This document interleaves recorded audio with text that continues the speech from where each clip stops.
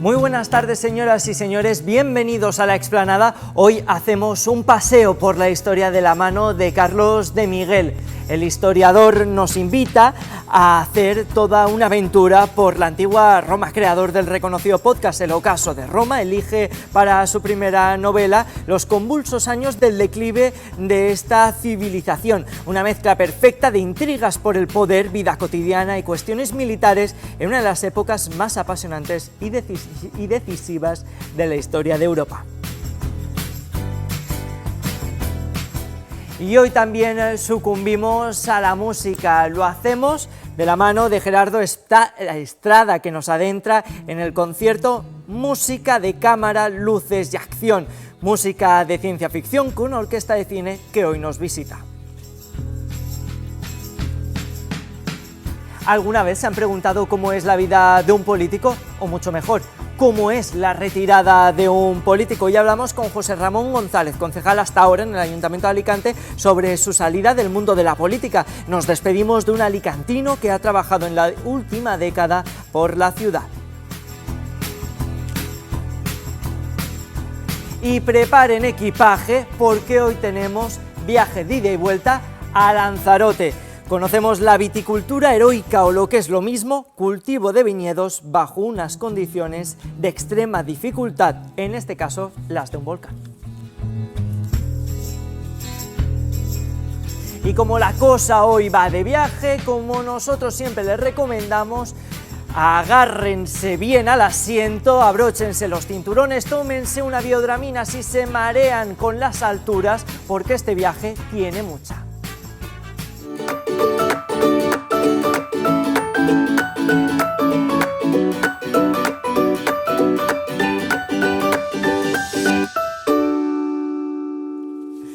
Muy buenas tardes, señoras y señores. Ahora sí que sí empezamos La Explanada. Bienvenidos a todos ustedes que nos están siguiendo desde casa cuando el reloj alcanza ya las 7:30 de la tarde. Y como ya les hemos advertido, hoy la cosa va de música. Hoy vamos a sucumbir a los encantos de una orquesta como es Virtuos del Mediterráneo. Y para ello hemos invitado y ha querido estar con nosotros su director, Gerardo Estrada. Muy buenas tardes, bienvenido. Muy buenas tardes, Carlos, y muy buenas tardes a todos los que nos están ahora sintonizando.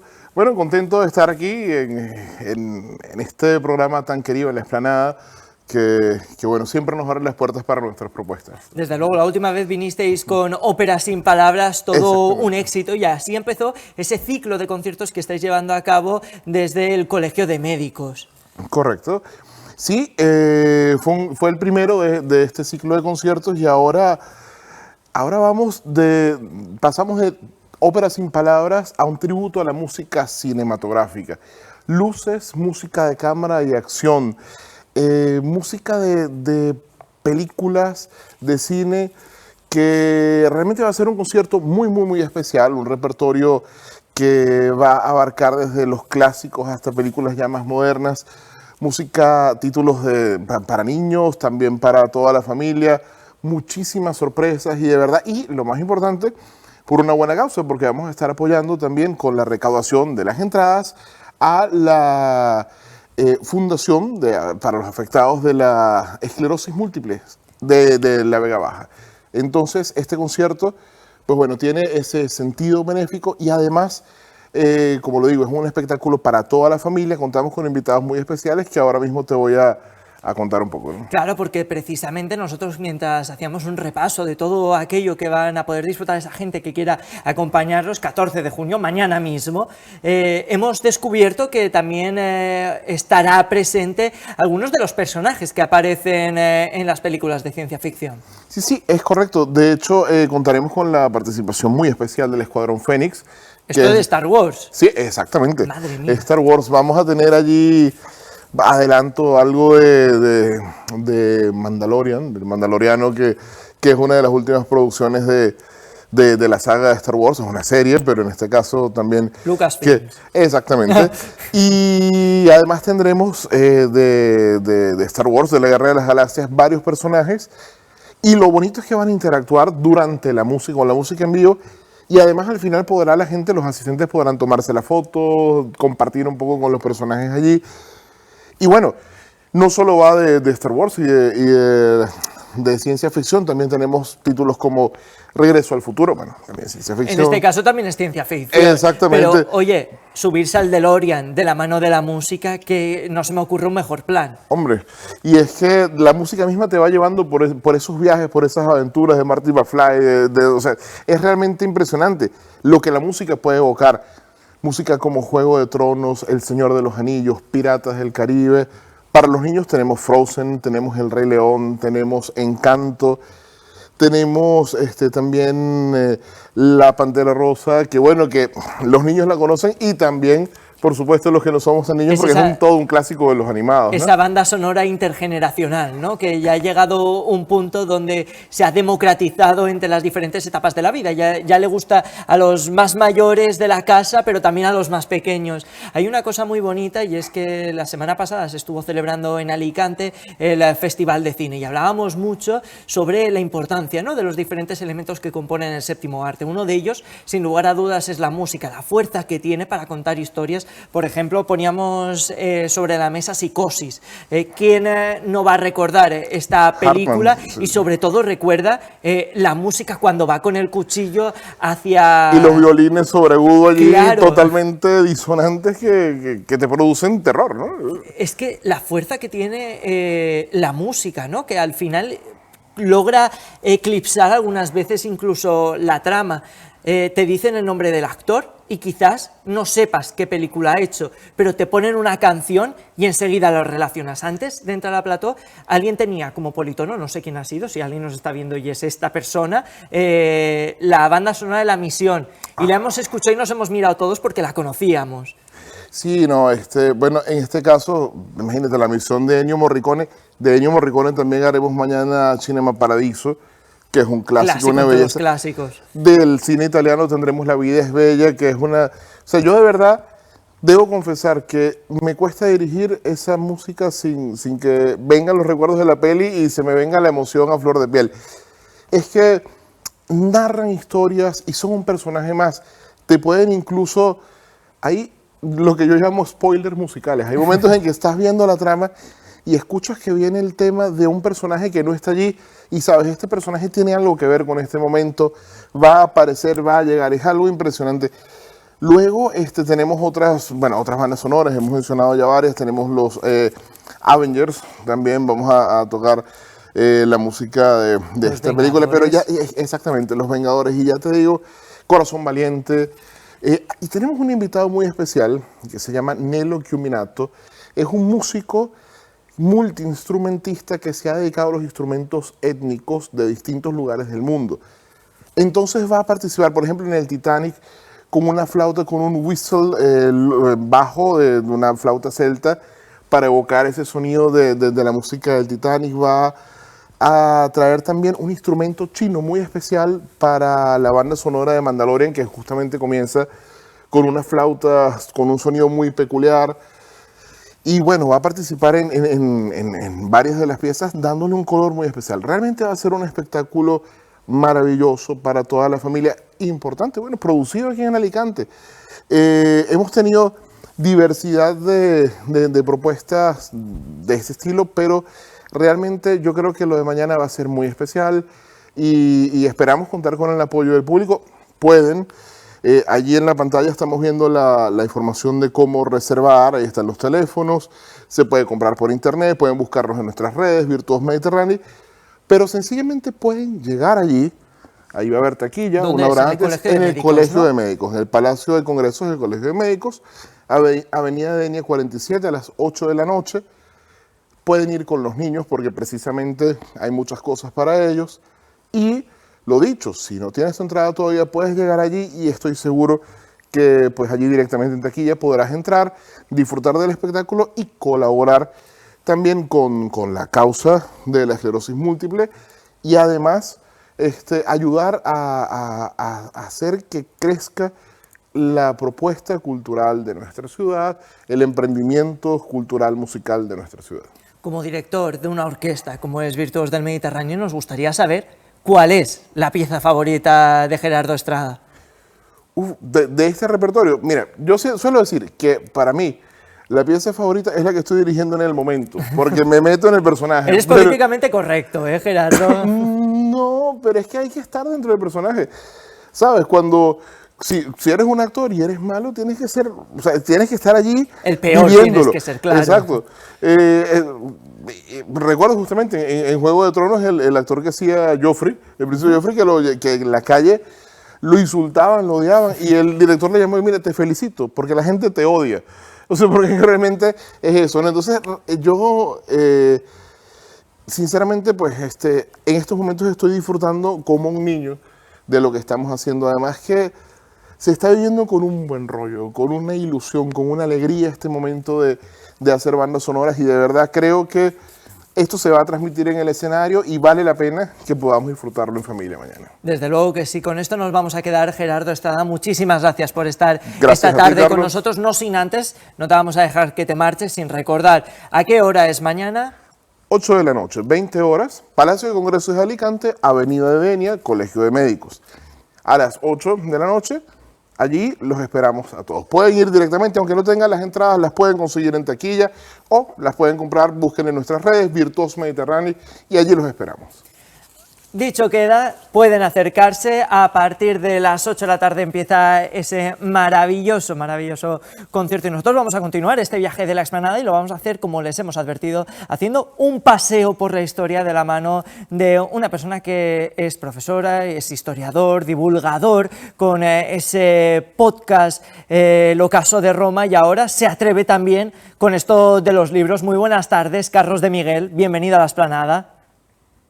Hola, buenas tardes, ¿qué tal? Encantado de estar aquí.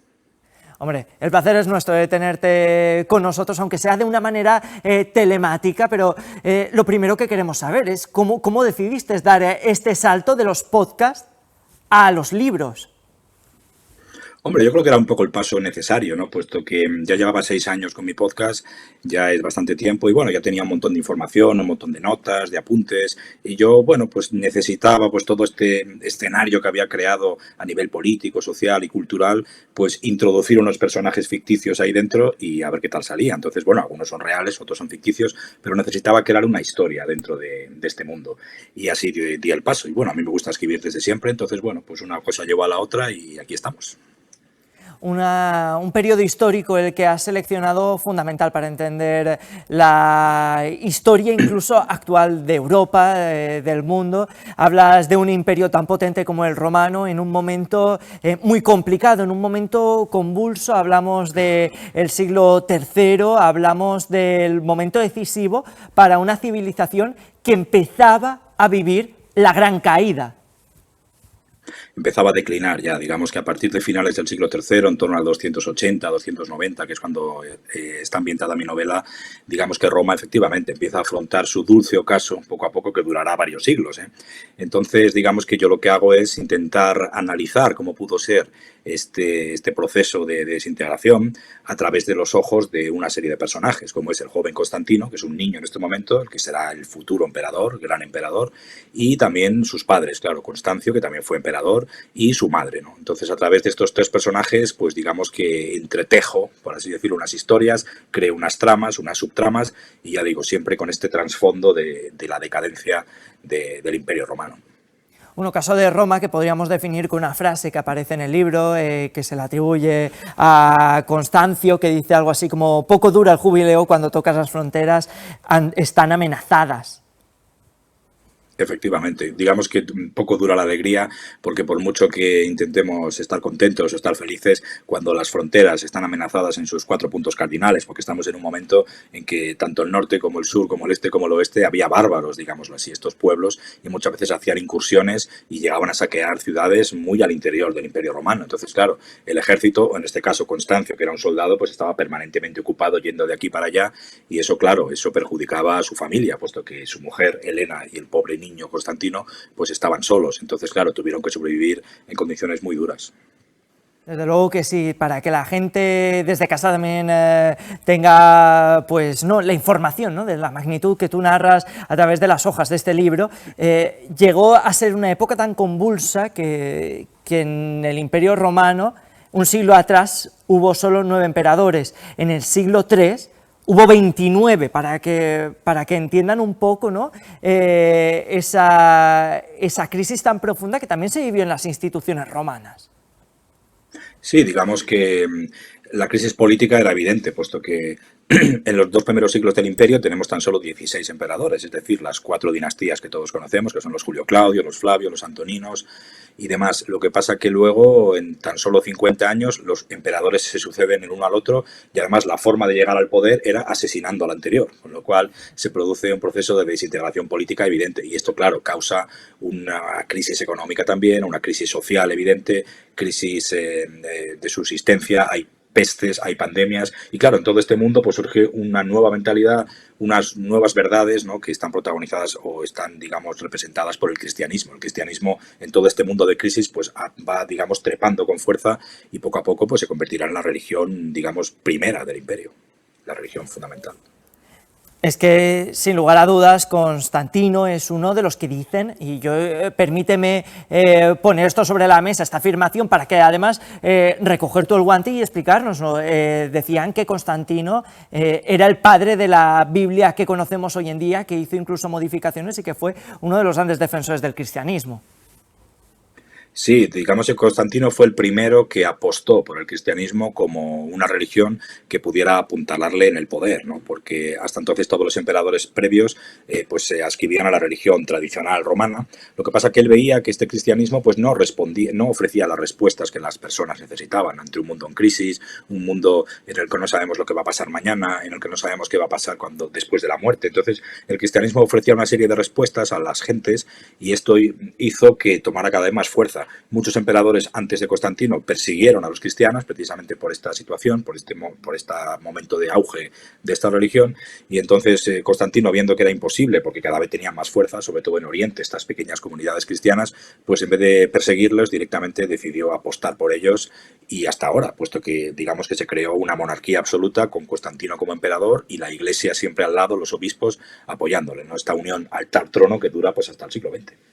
Coincide este periodo con la separación, que empezó a acrecentarse más si cabe entre Oriente y Occidente. ¿Algo que ver con la religión?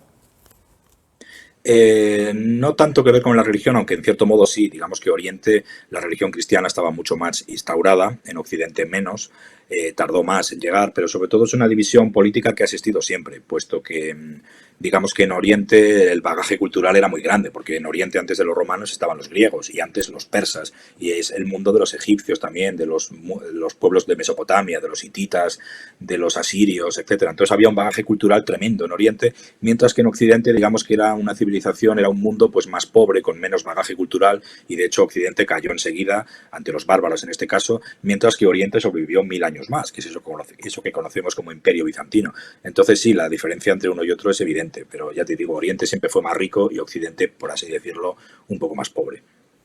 Una Roma que nos ilustras a la perfección a través de las hojas de este libro del ocaso de Roma, donde aparecen términos que nos son muy familiares y que también nos hacen sentir muy hermanos de aquella civilización de tantos años atrás. Por ejemplo, hablas de deflación, también de inflación, algo que tuvieron que vivir los romanos y que lo hicieron de una manera un tanto peor que nosotros, más si cabe. Sí, claro, la inflación existía ya en este momento y la inflación al fin y al cabo lo que es la subida continuada de precios, ¿no? Entonces esto perjudicó enormemente a las economías modestas, que eran casi todas en la antigua Roma. Entonces, pues claro, muchos de ellos no pudieron acceder a los productos básicos. Entonces sí, son términos que existían entonces y existen ahora, pero muchas cosas, no solo a nivel de temas de inflación o de economía, sino bueno, hemos heredado muchísimo de los romanos, ¿no? La religión, el idioma, el derecho, la vestimenta, la forma de vestirnos, la forma de estética que nosotros utilizamos, ¿no? La gastronomía, muchísimas cosas. Entonces debemos mucho a Roma y a esta Roma tardía también, ¿no? Porque es la que da lugar a la Edad Media y de la Edad Media venimos nosotros, ¿no? Entonces sí, hay mucho que agradecer a los romanos.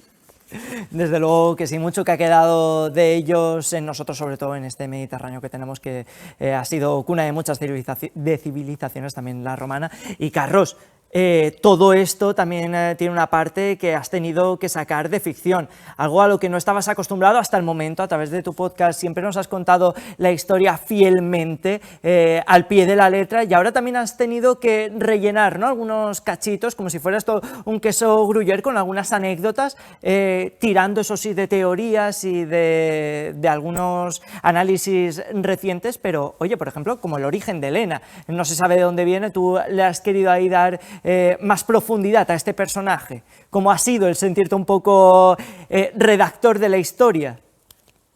Sí, digamos que es un ejercicio meramente literario, claro, puesto que de Elena no se sabe prácticamente nada. Se sabe un poco después, ya cuando su hijo Constantino llega a ser emperador y ella siempre estará con él en la corte, y bueno, pues se sabe algunas cosas también por las crónicas cristianas, ¿no? Pero de la juventud de Elena no se sabe nada, tanto como de la infancia de Constantino, no se sabe absolutamente nada, puesto que nació en condiciones muy difíciles. Entonces ahí sí, ahí entra un poco la labor literaria, y empezar a rellenar huecos y empezar a inventarme literalmente pues cómo pudo ser eso. Entonces sí, es una labor de ficción, de pura ficción.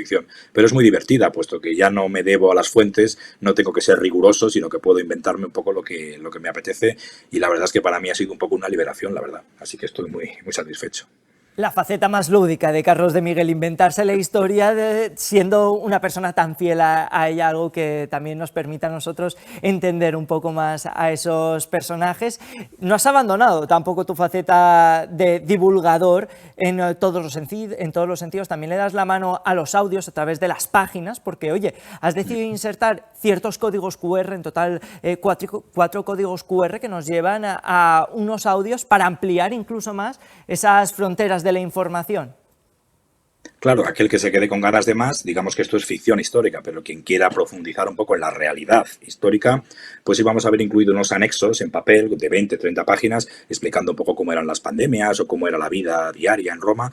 Y pensamos que, bueno, ya que tengo un podcast, pues ¿por qué no voy a hacerlo con unos códigos QR que desbloqueen una serie de episodios o que te den acceso a la biblioteca privada de la novela El ocaso de Roma, en donde aquel que quiera profundizar pues puede hacerlo? Entonces, digamos que es una novela completa, no solo es ficción, sino que también tiene sus partes de rigor histórico para, ya digo, para que el lector pues no se quede nunca con ganas, ¿no?, se quede satisfecho. Pues con esto nos vamos a quedar, Carlos de Miguel, con esta maravillosa obra, como dices, historia, divulgación y también un poquito de ficción para entender un poquito más la historia y el ocaso de Roma. Gracias, Carlos. Muchas gracias a vosotros. Un abrazo. Y nosotros vamos a continuar. ¿Cómo lo vamos a hacer? Andando y conociendo los beneficios que tiene esta práctica.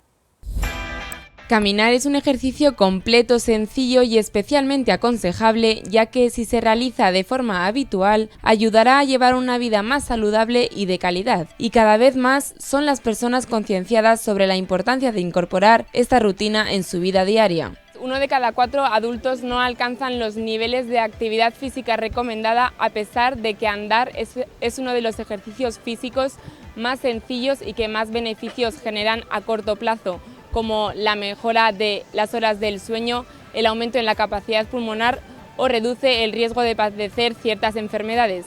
Además, se recomienda para las personas mayores de 65 años andar al menos 3 veces por semana para reducir el riesgo de caídas o aumentar su autonomía. Sí, camino bastante en Madrid y a hacer ejercicio casi diario. Entre hora y 2 horas, casi todos los días. Todos los días. Es que vivo en la playa de San Juan y allí todos los días. Eso sí, cada uno tiene sus propios motivos para dejar de lado el sedentarismo y alcanzar el mínimo de pasos recomendados. Estilo de vida saludable, estar en forma, sana. Mantenerte en forma. Además, son muchos los beneficios que aporta esta actividad física para la salud. Reduce la ansiedad, la depresión, mejora la calidad del sueño, disminuye la obesidad. Crear endorfinas que vienen bien. Será bueno para el corazón. Caminar ya es una actividad que se va incorporando poco a poco en la rutina de las personas, convirtiéndose en un factor clave para mejorar la calidad de vida, especialmente de los más mayores.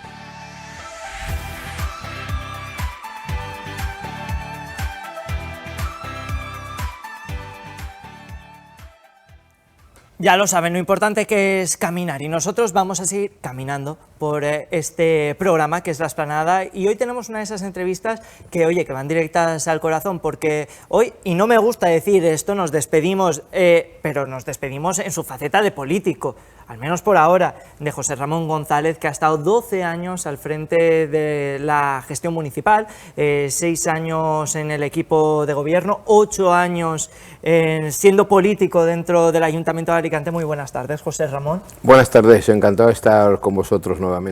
Es una de mis entrevistas más difíciles, fíjate, nunca pensé que te la haría aquí en La Explanada y no sé, nunca me lo había incluso planteado el despedirme de ti. Has sido una persona, además, déjame ya que acabe con esto y la gente dirá, es que qué pelota. No lo puedo decir de todo el mundo porque no he tenido con todo el mundo el mismo trato que he tenido contigo, pero es una de esas personas que yo creo que quedan, ¿no? Aunque el cargo pase. Bueno, es que yo creo que lo importante en esta vida, cuando estás en la vida pública, es la persona. El cargo, como tú bien dices, pasan. Yo lo digo a los funcionarios se quedan, los políticos pasan. Y hay que saber estar arriba y abajo.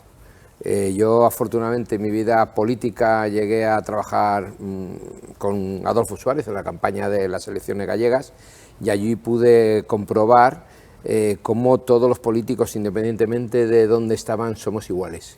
Y eso es muy importante, porque igual que hay que saber subir, hay que saber salir.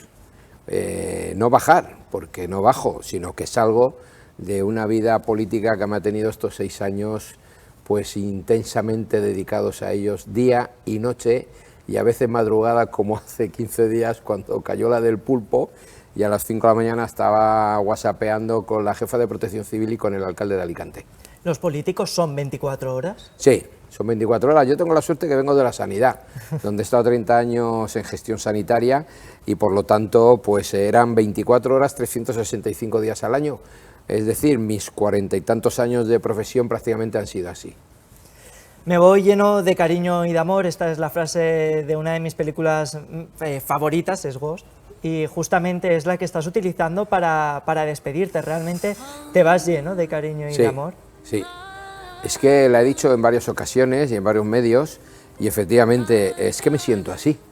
Es que me siento no solamente por lo que me puede decir la gente cercana, sino lo que me dice la gente por la calle, aquellos que me conocen. No es que sea muy conocido, pero la gente que me conoce, si yo tengo esa sensación. Y efectivamente es una frase que me encantó de aquella película y creo que define a la perfección cómo estoy saliendo de la vida municipal, y efectivamente lleno de cariño y de amor.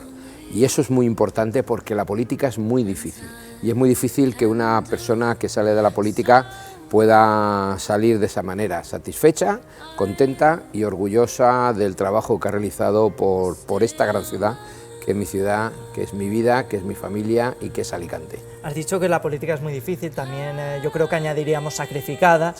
En la política se puede hacer amigos, se puede hacer amigos de verdad, llevártelos como una familia.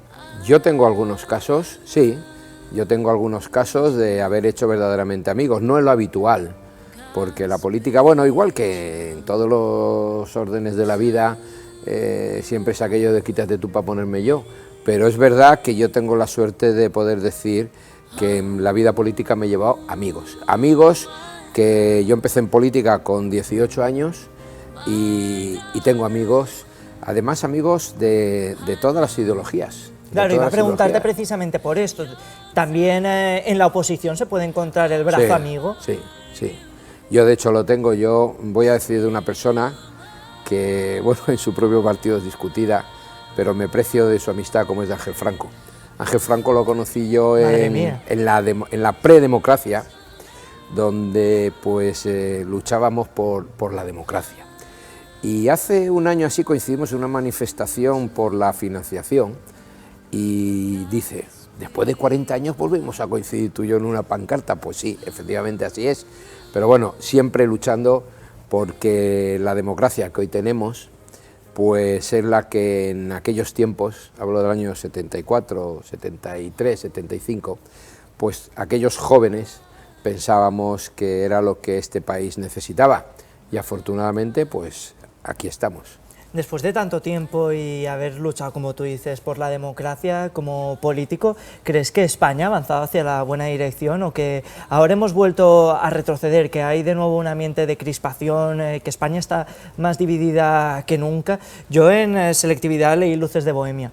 En selectividad, no, en bachillerato, y recuerdo ahora este texto de Valle Inclán y me da la sensación que estamos viviendo también un poco esa España de principios del siglo XX, donde tenemos cada vez unas opiniones más distantes, donde ya casi no se puede hablar de política y que parecemos más un país de pandereta. Bueno, ha habido un cambio importante generacional en la política que nació a raíz de los movimientos, a raíz de la crisis mundial que hubo, donde partidos sobre todo de izquierdas, como decían, íbamos a asaltar los cielos. Y bueno, efectivamente el tema independentista es que se ha juntado una serie de cuestiones que han motivado en que la política de alguna manera pues haya dado esos vaivenes que tú dices, pero yo creo que no, que España es un país serio, es un país democrático, es un país, yo voy a hablar de los alicantinos, que es la gente que conozco, la gente que durante la etapa del COVID asumió todo aquello que se le decía sin saber qué pasaba ni nada, y bueno, quiero decir que son etapas. Parece que ahora vamos a volver a empezar a lo que hubo prácticamente toda la vida, que no hubo bipartidismo en cuanto al gobierno, pero ahí estaba también Izquierda Unida, que era la base del PC, siempre estuvo Convergencia y Unió y siempre estuvo el PNV. Es verdad que la crisis y la aparición de Podemos en este caso, pues alteró pues bueno, las circunstancias que había. Pero yo creo que vamos a volver otra vez a lo que es razonable en este caso y que bueno, y a volver a practicar la política que nunca debimos perder y que fue el guía que consiguió esa transición tan recordada y esa transición que es ejemplo en muchos países, en muchos colegios y en muchos estudiantes hablan de esa transición modélica, que no fue fácil pasar de una dictadura a una democracia plena. Te voy a pedir algo y sé que te va a costar horrores cumplirlo, pero brevedad en esta pregunta. ¿Mejor momento que hayas vivido dentro de estos años como político? Pues mira, mejor momento es, desgraciadamente, la etapa del COVID, la gestión que todos hicimos cuando el alcalde Luis Barcala y otra serie de compañeros nos juntábamos en el ayuntamiento y mandábamos mensajes a los alicantinos en beneficio de su salud y en beneficio pues de una cuestión que desconocíamos. O sea, es doloroso lo del COVID, pero fueron unos momentos donde todos nos sentimos hermanados y donde sobre todo a las 8 de la tarde yo me emocionaba con los aplausos que los ciudadanos dedicaban a los cuerpos de seguridad del Estado, a la policía local, a los bomberos y, como no, a mis compañeros de sanidad. Creo que esos fueron momentos muy bonitos e irrepetibles porque nunca pensamos que eso pudiera pasar aquí. ¿Y el peor momento? Pues el peor momento... Mira, el peor momento, cuento la anécdota al principio, mi hijo que es enfermero en el hospital de urgencias en San Juan, y me llamó y me dijo, papá, vamos a caer. Y ese fue un momento muy duro, porque efectivamente no sabíamos nada. Y caían sanitarios, y caían ciudadanos. Y cuando veías las cifras de 2.000 y 3.000 fallecidos en un día, esos fueron momentos muy duros. Así que el COVID tuvo una moneda con dos caras, una parte y la otra parte positiva y negativa. Positiva, cómo los ciudadanos respondimos, todos, con las instituciones, y la negativa, cómo se produjeron, además, familias enteras solas, falleciendo y en unas situaciones complicadas. Desde luego que sí. Has sido concejal del Ayuntamiento de Alicante, pero también has estado dirigiendo en el ámbito sanitario equipos, has estado también de docente en enfermería en la Universidad de Alicante y bueno, ahora nuestra pregunta es, ¿dónde te va a llevar el destino? ¿Tienes ya algo pensado a partir de este mismo sábado, cuando se produzca ese relevo? Pues no lo sé, yo... ¿Has mirado hacia el lado? Esto quiere decir que es mentira. No. ¿Seguro, José Ramón? Mira, no, que traemos el polígrafo. Vamos a ver, no. Siempre A ver, soy una persona inquieta. Yo digo que a los 24 años era subdirector de la residencia 20 de noviembre, subdirector de enfermería, 24 años. Miro para atrás y me quedo alucinado. Y desde entonces, pues fíjate, y desde entonces no he parado. Por lo tanto, yo creo que mientras la salud aguante, seguramente algo haré. No sé el qué, porque uno no puede decir lo que va a hacer mañana ni pasado y no depende de mí. En realidad sí puedes, y si lo haces en la explanada nos llevamos la exclusiva. No, yo estoy a disposición del partido y de aquellos que quieran contar conmigo, y ese es el camino que pienso emprender. Yo te conocí como concejal de fiestas y ahora Sí. en el mundo de la fiesta se habla mucho sobre esto, y así que yo también me debo un poco, ¿no?, al público foguerer. En medios de comunicación se ha dicho primero que te ibas a presentar, luego que no te ibas a presentar. ¿En qué punto se encuentra la candidatura de José Ramón González a presidente de la Federación de Fogueres? Pues es una pregunta complicada. Parece que es fácil, pero es muy complicada, porque digamos que no habrás visto ninguna declaración mía diciendo me voy a presentar, ¿vale? Siempre fue una sensación, una posibilidad que se me planteó por festeros, por gente de la fiesta, por gente de las hogueras, y bueno, pues ahí está. Vamos a vivir las hogueras, que es lo importante, y supongo que pasadas las hogueras pues podré tomar una decisión definitiva. Hogueras que has organizado tú, además, sí, en tanto a los sí, en los temas de seguridad, transporte, de infraestructuras, transporte, tráfico, bueno, transporte lo lleva mi compañero Manuel Guiller, tráfico, seguridad, bomberos, policía. Quiero decir, sí, bueno, lógicamente en el anterior cambio de gobierno ya pasó lo mismo.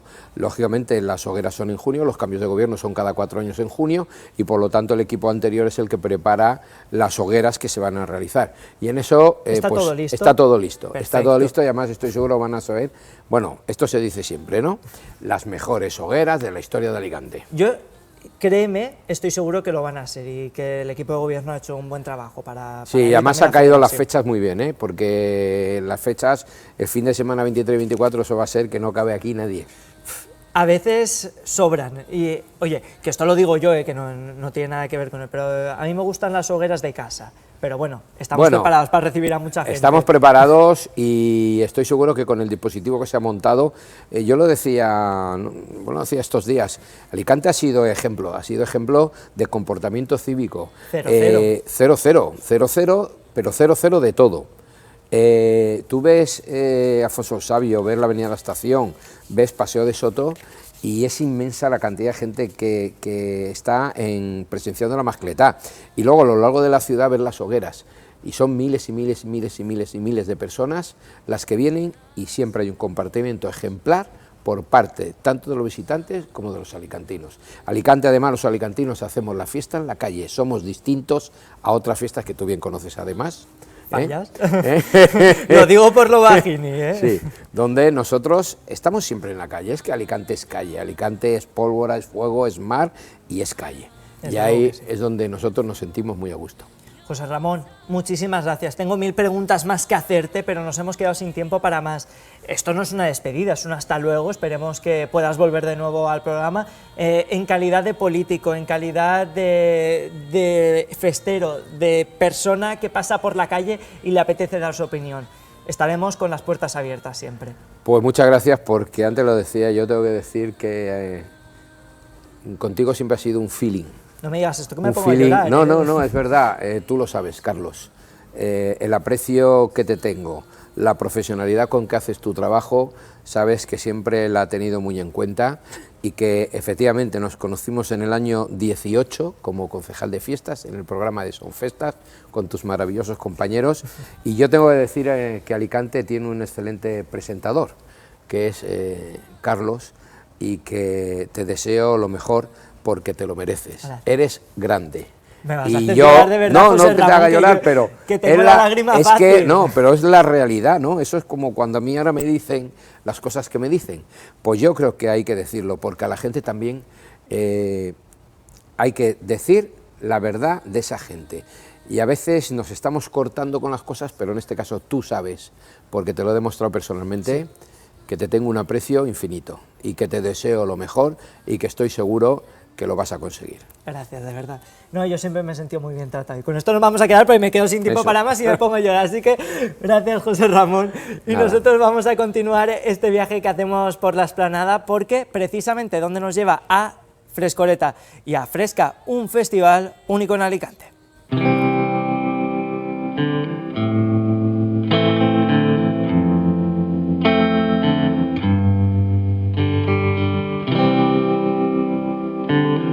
Festival Fresca és fresc i és valent, perquè cada vegada ens trobem en una edició número 1 per les característiques precisament que van relacionades en l'espai. El primer any, a més, estàvem envoltats en la pandèmia, i això, si vos recordeu, duíem mascareta, estàvem separats, en tauletes, etc. L'any passat vam estar a la plaça de Bous i ahir bàsicament teníem pràcticament el mateix aforament, de diferents característiques, però més o menys al voltant. I enguany, en Casa Mediterráneo, creiem que és un espai molt adequat per al tipus de proposta que nosaltres mantenim. Té sentit que Fresca se faça a la ciutat d'Alacant, que Fresca continue. Jo crec que una tercera edició ja suposa una consolidació. És més, sempre he dit que no és la tercera edició tal qual, sinó que justament enguany que anem a Casa Mediterráneo a fer esta edició, i agraïsc públicament tot el que ens ha facilitat la gent de Casa Mediterráneo i Andrés Perelló al capdavant. Dóna la casualitat que justament en Casa Mediterráneo farem allò de, recordareu, de O la cultura, no? En plena pandèmia, en juliol de 2020, a partir del 18 de juliol de 2020, farem diferents concerts i espectacles de circ, de teatre en Casa Mediterráneo, i allí ens va meravellar l'espai i com aquest espai per la nit és un espai màgic.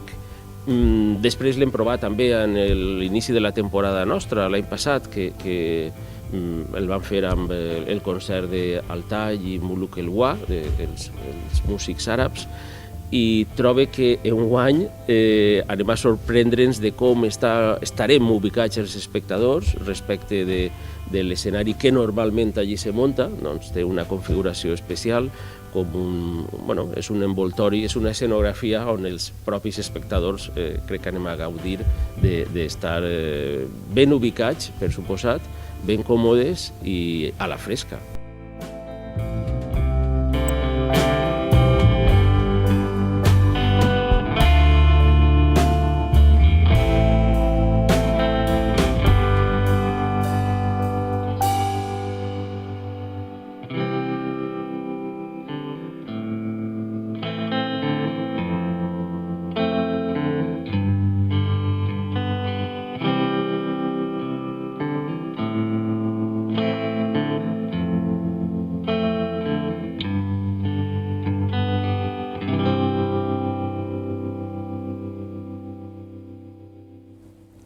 Y continuamos en la explanada, no nos hemos ido, no nos hemos incluso ni movido. Quien ha aterrizado y lo hace para volver a despegar es nuestra compañera, amiga de la casa, viene cada 2 semanas, 2 veces al mes. Clio Candela, vinos desde La Terreta, que hoy se mueven de La Terreta. Sí, hoy vamos a hablar de algo más exótico. Es que la palabra exótico, yo no sé qué me pasa con ella, que es como que le tengo como un especial cariño. ¿Sí? Sí, me evoca algo muy exótico. Bueno, pero los de Soria, por ejemplo, también son exóticos, que hay muy pocos. Teruel existe, Soria también. Este puede ser el hashtag. Hoy no vamos a Soria, que bien podríamos, tierra de Machado. Nos vamos a ir a hacer un viaje donde, por ejemplo, ¿tú qué llevarías en la maleta? Yo llevaría bikinis, todos, chanclas. Muy importante para no coger hongos ni infección de pies. Gafas de bucear. Gafas de bucear. Ahora también hay como máscaras de snorkel. Gafas de sol. Gafas de sol. Y un sombrerito que conjunte con el outfit, claro, ¿no? pues si no te da una insolación y se acabó el viaje. Sí. Claro, yo también me llevaría ganas, sobre todo las ganas que no pueden faltar. Esto es algo en que un se viaje. mete en mi maleta y... Ay, espérate, que dicen que no se me escucha bien. Ay. Ya la he liado. Es que saben el problema que cuando... A ver... No, si es que creo que me lo he cargado. Fantástico. Vale, ahora ya no. Ya se me oye como a Los Ángeles, ¿verdad? Menos mal. Cuando se ha ido José Ramón me levanta a darle un abrazo y he tirado todo de la emoción. La emoción, ha sido la emoción, que lo estábamos todos viendo. Muy emocionados. Nos vamos hoy a Lanzarote. Se me ha vuelto a apagar el cable. A ver, esto lo tengo como que estimular ahora. A ver. Bueno, ¿te cuento yo? Sí, mira, ¿sabes qué? Píntenle la cámara y que nos cuente que ella se va a ir a Lanzarote y me quedan en casa. Tú ves arreglando eso. Claro. Vale, bueno, pues nos vamos a Lanzarote. Vamos a hablar de la viticultura heroica. ¿Qué significa la viticultura heroica? Esto es cuando el cultivo del viñedo requiere muchísimo más esfuerzo que un cultivo normal. Una viticultura heroica muy conocida es en la península, en la zona de Galicia, la Ribera Sacra. Es una denominación de origen de Galicia que, bueno, es básicamente los valles del río Sil súper escarpados y la gente no puede meter maquinaria, entonces la gente trabaja directamente como si fueran burros de carga, cargando uvas, subiendo, bajando. Eso es viticultura heroica, pero hay una viticultura heroica un poco más desconocida, que es la que se produce en Lanzarote. ¿Por qué hay viticultura heroica en Lanzarote si son todo planicies y no hay ningún problema? Bueno, pues porque hay unos vientos elíseos brutales y sobre todo la arena es volcánica. ¿Qué implica esto? Pues como estamos viendo en las imágenes, que tienen que plantar una a una todas las cepas, distanciadas una de otras. Y tienen que protegerlas contra ese viento y contra ese sol súper excesivo que tienen. Porque precisamente una de las cosas que juega en contra es que es una de las tierras donde menos llueve de Europa, con lo cual esto, ¿qué consecuencias tiene? Mira, como estamos viendo en las imágenes, bueno, tengo que decir que estas imágenes nos las han cedido desde Bodegas Bermejo, que es una de las grandes bodegas de Lanzarote, no la única, hay más, pero una de las grandes bodegas de Lanzarote, y les pedí que por favor nos cedieran imágenes porque creo que son impresionantes. Todos esos agujeros que ves ahí son una cepa, o sea, una planta solo, una a una. ¿Y por qué tienen esos agujeros? Bueno, la característica de la vid de Lanzarote es que no crece en altura, son como prácticamente plantas rastreras. Esto lo has dicho mucho, tú, que hay ciertas variedades que son muy rastreras. Claro. Rastreras, entiéndase como algo que va hacia abajo. Claro, porque en realidad, si fueran más altas, el viento se las llevaría. Son variedades autóctonas. La naturaleza es tan sabia. Claro, y aparte de por el viento, para conservar la poca humedad que tiene. La propia humedad de la tierra hace de propio riego. Entonces, esos agujeros que vemos ahí, quizás no tenemos ninguna imagen de referencia al lado, pero pueden ser de hasta 4 metros de profundidad y 6 metros de diámetro. Son sí, se ven grandes, de grandísimos. hecho. Tú imagínate hacer una poda en verde, que es una cosa que se hace en primavera un poco. Yo no sé lo que es esto, ¿qué es poda en verde? Vale, es un ejercicio que se hace en muchas bodegas que antes de que empiece a florecer cortan unos cuantos racimos para que el resto de racimos crezca más, ¿vale?